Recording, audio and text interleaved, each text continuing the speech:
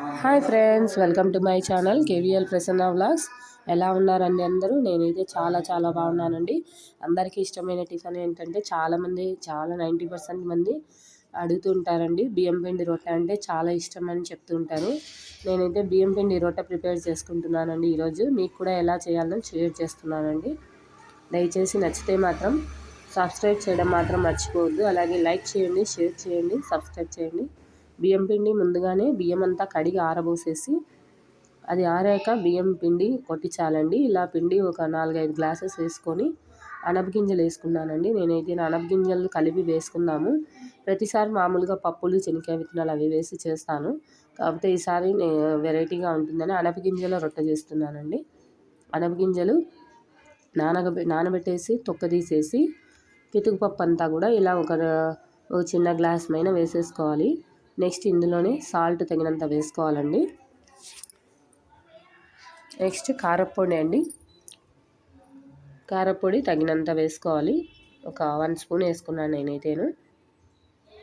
ఈ రొట్టె చాలా టేస్టీగా ఉంటుందండి. మనం వెరైటీగా చేస్తూ ఉంటాము అనేసి నేనైతే ఇలా ట్రై చేస్తున్నాను. నేను ఎప్పుడు ఇలాగే చేస్తుంటాను అనపగింజల టైం వచ్చినప్పుడు. అందుకనేసి ఇలా ట్రై చేస్తాను. చాలా టేస్టీగా ఉంటుందండి. నెక్స్ట్ జీలకర్ర అండి. ఒక 2 స్పూన్స్ జీలకర్ర వేసుకోవాలి.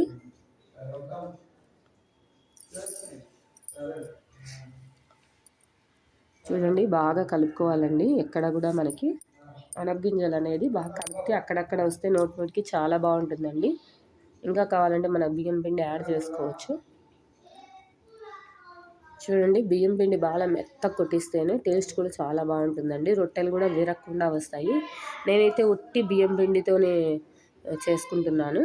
మీరు ఏదన్నా జొన్న పిండితో కూడా చేసుకోవచ్చు రొట్టెలు. నాకైతే జొన్న పిండి రొట్టెలు ఎక్కువ చేయను, నేను అందుకే చేస్తానండి. అలాగే పచ్చిమిర్చి రోట్లో ఒక 5 పచ్చిమిర్చి దంచి పెట్టారండి.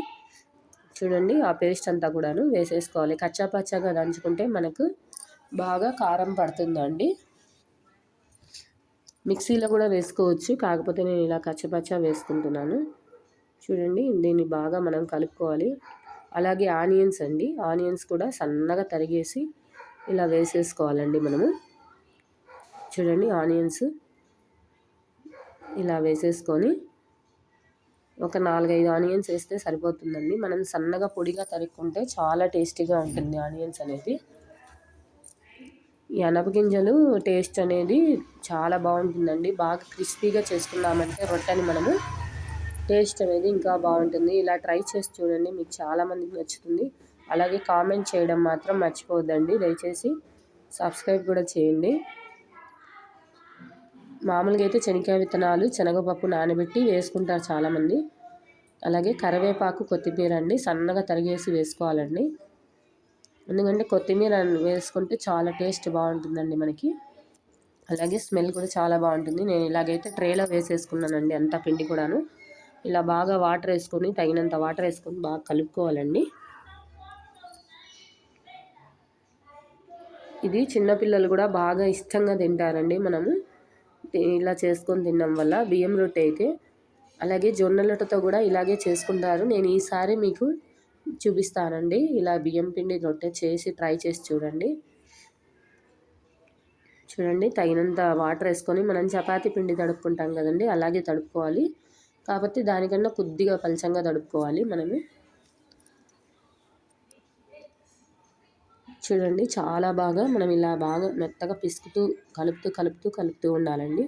లేకపోతే మనకి ఏదైనా వంటలు ఉంటే కూడా కలసదు, సాల్ట్ కానీ ఏదైనా. ఈ బియ్యం పిండి రొట్టె అయితే చాలామంది పాతకాలం వాళ్ళు చేస్తూ ఉంటారు. చూడండి, ఇలా కలిపేసి నేనైతే ఇలా బాల్స్ లాగా చేసి పెట్టేసుకున్నాను. మనం చపాతీ గుంటలు చేసుకుంటాం కదండి, అలాగా. బాణట్లో అయినా ఒత్తుకోవచ్చు, లేకపోతే పెనంలో అయినా ఒత్తుకోవచ్చు. నేనైతే పెనంలో డైరెక్ట్గా ఒత్తేసుకుంటానండి. ఎందుకంటే అది వేడి మనం పెనం వేడైతే తట్టలేమండి. అందుకని పెనం ఆన్ చేయకుండానే ఇలా తట్టేసుకొని మనము తర్వాత సిమ్లో పెట్టేసుకోవచ్చండి. చూడండి, పెనం పెట్టేసుకొని అందులో ఒక 1 స్పూన్ కానీ 2 స్పూన్స్ కానీ ఆయిల్ వేసుకోవాలండి. ఇలా ఆయిల్ అంతా కొద్దిగా పచ్చగా పరిచేసి మనము రొట్టె ఉంటుంది కదండి, బియ్యం పిండిని తీసుకున్నాం కదండి, ఒక వంటని మనం తీసుకొని అలా ఒత్తుకోవాలండి. మనము చుట్టుపక్కలంతా పల్చంగా వచ్చేలాగా ఒత్తుకోవాలి. ఎందుకంటే అనపగింజలు వేసాం కదండి. చూడండి పిండి పైన కూడా ఒక్క స్పూను ఆయిల్ వేసుకోవాలండి. దీనికి ఆయిల్ అనేది కొద్దిగా పడుతుందండి. ఎందుకంటే ఆయిల్ వేసుకుంటేనే టేస్ట్ కూడా ఈజీగా ఉంటుంది. చూడండి ఇప్పుడు మనం బాగా అలా స్ప్రెడ్ చేసేసుకోవాలండి. బాగా పెన్నమంతా వచ్చేలాగా. మనం బానెట్లో అయినా తట్టుకోవచ్చు. కాకపోతే బానెట్లో తట్టడం వల్ల కొంతమందికి రాదు.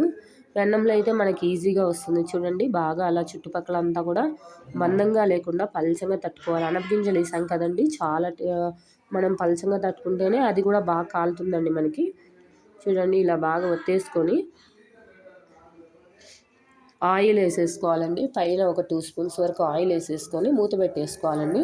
మనం మూత పెట్టడం వల్ల రొట్టె అనేది బాగా కాలుతుందండి. చాలామందికి ఇష్టం ఉంటుంది బియ్యం పిండి రొట్టె అంటే. దీన్ని తప్లెంట్ అని కూడా అంటారు. కొంతమంది ఆయిల్లో వేసుకుంటారు, దాన్ని తప్లెంట్ అని కూడా అంటారు. ఆయిల్లో వేసేది కూడా చేయొచ్చు. ఇలా మనము అలా 5 హోల్స్ వేసేసి తట్టి పెట్టేసుకోవాలండి. ఎందుకంటే హోల్స్ వేయడం ఎందుకంటే కింద ఒక పక్క కూడా బాగా మధ్యలో కూడా మనకు కాలుతుందండి, లేకపోతే కాలదు. చూడండి ఇప్పుడు మనం ఇందులోనే ఆయిల్ పైన ఒక 1 స్పూన్ కానీ 2 స్పూన్స్ కానీ వేసేసుకోవాలి. తప్పులంటే నూనెలో కూడా వేసుకోవచ్చండి. దీన్ని ఇలాగే పిండి కలుపుకొని ఇది ఇంకోసారి నేను చేసినప్పుడు అది కూడా చూపిస్తానండి. చాలా టేస్టీగా ఉంటుంది. చూడండి ఇలా మూత ఏదన్నా ఉంటే రౌండ్ది కవర్ అయ్యేలాగా ఉండాలండి. మనకంతా కవర్ అయ్యేలాగా ఉంటే బాగుంటుంది. బాగా ఆవిరికి అనేది మనకి బాగా కాలుతుంది. చూడండి ఇలా మూత పెట్టేసి ఒక 10 మినిట్స్ తర్వాత మనం చూసి తిప్పుకోవాలండి. ఇప్పుడు మనం దీన్ని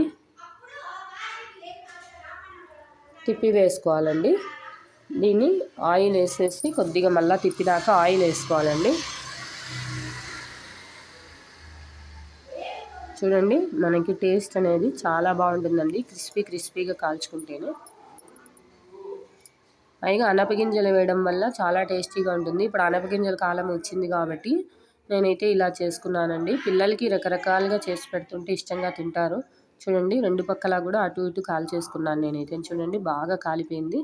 మనకు బాగా కొద్దిగా మెత్తగా కొద్దిగా గరం కాల్చుకుంటే తినడానికి కూడా ఈజీగా ఉంటుంది. దీనికి మనము నంచుకోవడానికి అక్కర్లేదండి, అట్లాగా తినచ్చు మనము. చూసారు కదండి. Please subscribe my channel KVL Prasanna vlogs.